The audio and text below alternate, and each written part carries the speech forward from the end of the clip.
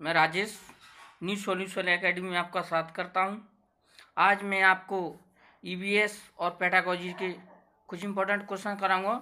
इससे पहले मैंने पार्ट 1 में करा चुका हूं। आज मैं पार्ट 2 लेकर आया हूं, जिसमें चाहे वो रीड हो, एमपी टेट हो, सी टेट हो और कोई भी टेट हो, सभी में आएंगे। अगर आपने हमारा फर्स्ट पार्ट अगर नहीं देखा है तो हमारे डिस्क्रिप्शन बॉक्स में जाकर लिंक दिए, उस पर क्लिक करके आप हमारा पार्ट को देख सकते हैं। चलते हैं अपन अपने सेशन।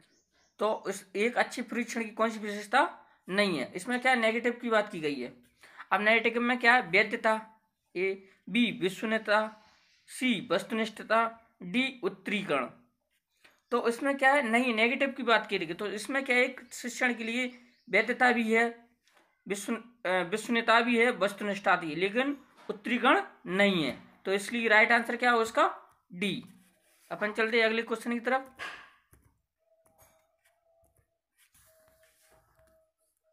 Question number 17।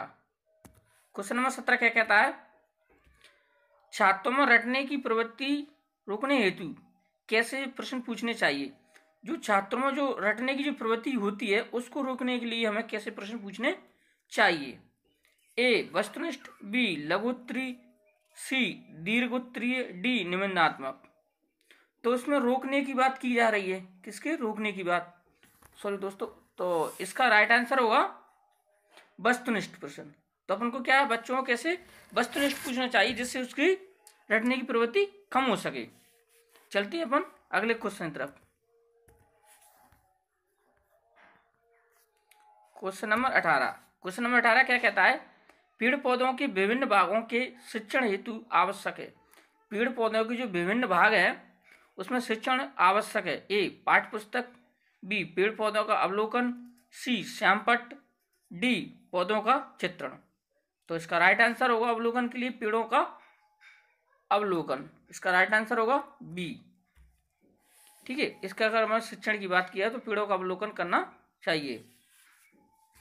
अगले क्वेश्चन की तरफ चलते हैं। क्वेश्चन नंबर 19 क्या कहता है?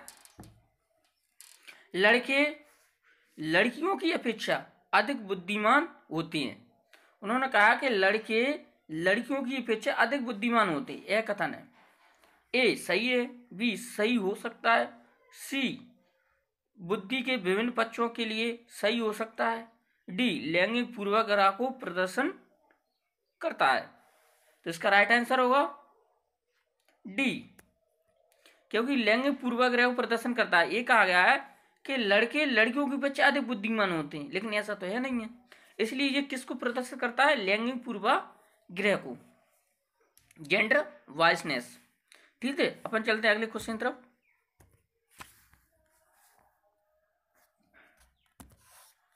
Question number 20। सी प्रत्यक्ष अनुभव, डी सरकारी योजना का निर्वहन करना।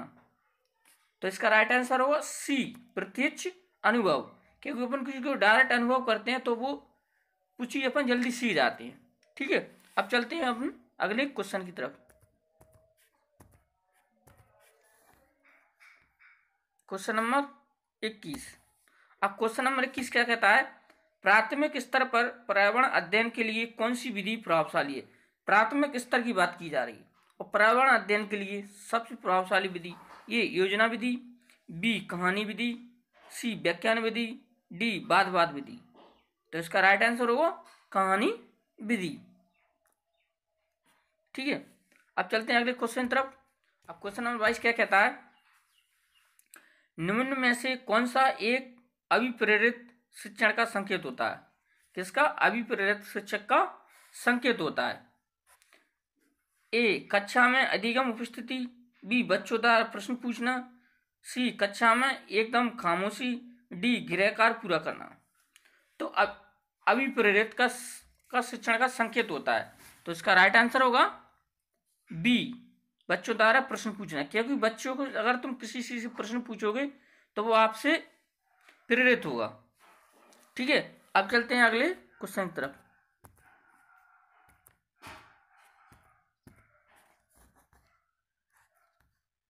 Question number 23। क्वेश्चन नंबर 23 क्या कहता है? निम्न में से कौन सा पर्यावरण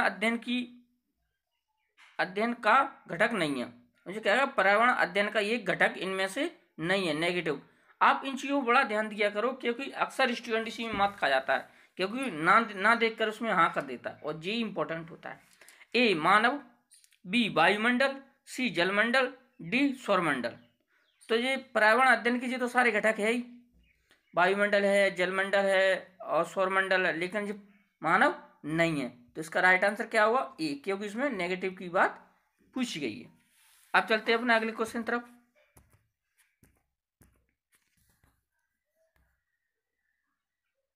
जो क्वेश्चन थोड़ा सा बड़ा है, इसको ध्यान से पढ़ना।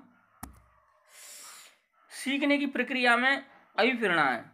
सीखने की जो प्रक्रिया होते हैं, अभिप्रेरणा है, बच्चों में सीखने के प्रति रुचि का विकास करती है। बी, बच्चों की स्मरण शक्ति को मजबूत रखती है। सी, बच्चों में एक दिशा में सोचने की योग्यता को विकसित करती है। डी, पिछले सीखे युग को नए अधिगम से अलग करती है। तो जहाँ तक इसमें सारे क्वेश्चन आपको पॉजिटिव दिख रहे हैं, तो उसमें अभिप्रेरणा की बात करें तो इसमें एक इम्पोर्टेंट आपको पहले वाले में देना चाहिए, प्रति रुचि का विकास करती है। बच्चों सी, तो रुचि का विकास, जहाँ एक रुचि हॉबी की बात की गई, तो उसमें राइट आंसर क्या हुआ, ए, सबसे बेटर आंसर ए ही है। अपन चलते हैं अगले क्वेश्चन की तरफ। क्वेश्चन नंबर 25 कहता है, पर्यावरण अध्ययन के लिए आप छात्रों को कौन से चैनल देखने का सुझाव देंगे। पर्यावरण स्टडी के लिए आप छात्रों को कौन सा चैनल देखने का सुझाव देंगे। ए, नेशनल जियोग्राफी, बी, डिस्कवरी, सी, एनिमल प्लानेट, डी, उपरोक्त सभी। तो अगर आपको पर्यावरण के प्रति रुचि करना है तो मेरे हिसाब से डिस्कवरी भी जरूरी है, और एनिमल प्लानेट भी जरूरी है, और जियोग्राफी, नेशनल जियोग्राफी जरूरी, इसलिए राइट आंसर क्या होगा, डी। अपन चलते हैं अगले क्वेश्चन तरफ।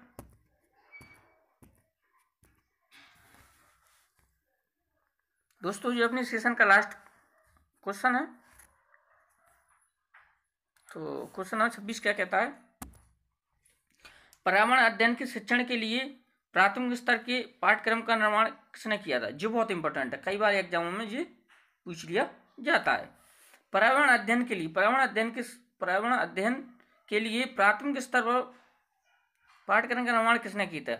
ए, NCERT, बी, NCTE, सी, SCERT, डी, MHRD। तो इसका राइट आंसर होगा NCERT। किसने किया प्राथमिक स्तर, NCERT। तो कई बार ये एग्जाम में पूछ लिया जाता है। दोस्तों, आज के लिए अपना बस इतना ही है। अगर ये सेशन आपको अच्छा लगता है तो उसको लाइक, कमेंट, सब्सक्राइब किया करो, जिससे आने वाली नोटिफिकेशन आपको जल्दी मिल जाया करो, और अपने दोस्तों में इसको शेयर किया करो, ठीक है। इसके साथ जय हिंद, जय भारत।